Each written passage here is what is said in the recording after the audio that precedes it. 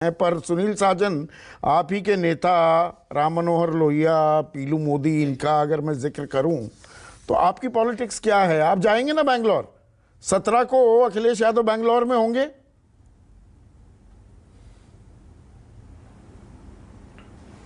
जी संदीप जी, मुझे लगता है 17 को माननीय अखिलेश जी बेंगलोर होंगे, विपक्षी एकता में हिस्सा लेंगे।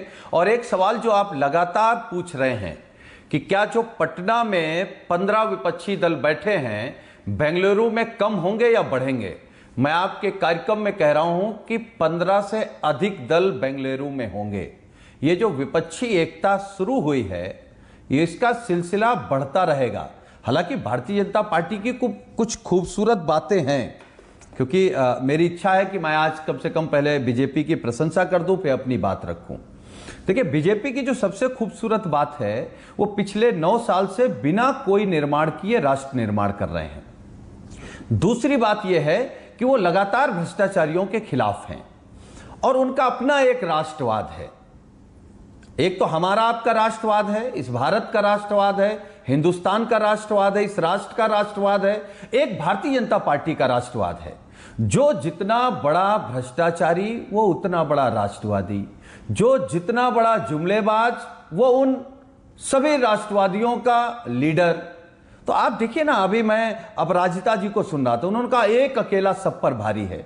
अरे एक अकेला सिर्फ इस बात के लिए भारी है कि देश के किसानों को बर्बाद कर दिया, एक अकेले ने देश के बेरोजगारों को बर्बाद कर दिया, एक अकेले ने देश के सामाजिक ताने बाने को बिगाड़ा है, एक अकेले ने देश के आर्थिक ताने बाने को बिगाड़ा है, एक अकेले ने देश के राजनीतिक ताने बाने को बिगाड़ा है। हाँ, और एक अकेले ने विपक्षी दलों को धाराशायी भी कर रखा है करने के लिए। एक अकेले ने विपक्षी दलों को धाराशायी भी कर रखा है। मैं उस पर आ रहा हूं संदीप जी। हाँ, देखिए, उस एक अकेले ने और भारतीय जनता पार्टी ने मिलकर के इस देश में एक माहौल बनाया है। एक ऐसा माहौल बना है कि 2 रास्ते बचे हैं राजनीतिक दलों के पास। या तो वो देश को बचाना चाहते हैं, संविधान को बचाना चाहते हैं, तो जेल जाने से न डरें, सड़क पर आंदोलन करें और जेल जाने को तैयार रहें। अगर खुद को बचाना चाहते हैं तो बीजेपी में जाने को तैयार रहें। तीसरा कोई रास्ता नहीं है। पर अखिलेश यादव की पॉलिटिक्स क्या है? 2024 के चंद्रशेखर राव, आपने कहा कि कुनबा बढ़ेगा, बेंगलुरु में जाने वाले दलों की तादाद और बढ़ेगी। के चंद्रशेखर राव को तो न्योता भी नहीं दिया।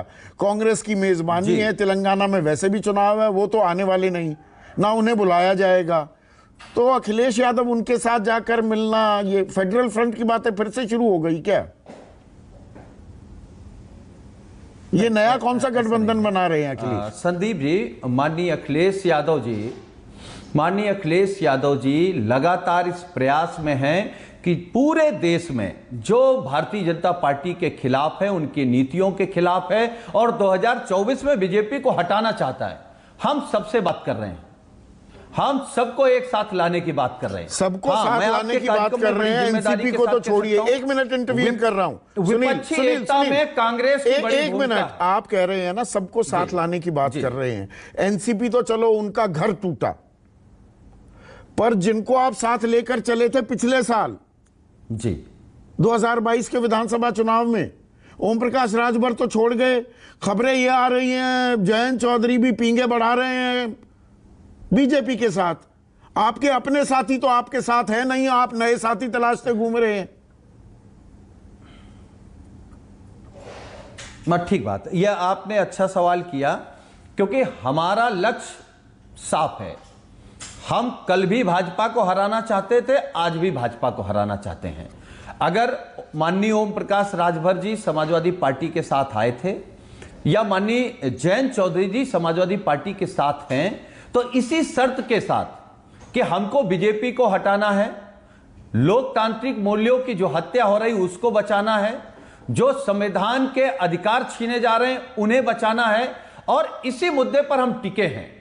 ठीक है, किसी को अगर भाजपा अच्छी लग रही, ओम प्रकाश राजभर जी को भाजपा अच्छी लगने लगी, अब पिछड़ों का उत्पीड़न, दलितों का उत्पीड़न, उनका आरक्षण, किसानों की दिक्कत, महिलाओं की दिक्कत अब उनको नहीं दिखाई दे रही, अब उनको बीजेपी और मंत्रिमंडल दिखाई दे रहा है, तो हम पकड़ के नहीं रख सकते। जयंत हम तो चौधरी के आपके साथ भी कार्यक्रम यही के माध्यम से अपील कर रहे हैं, जो भाजपा को हराना जयंत चाहता चौधरी है, के लिए भी आपकी यही समाजवादी सोच पार्टी है उसका स्वागत या करेगी। जयंत चौधरी को लेकर मुतमईन है?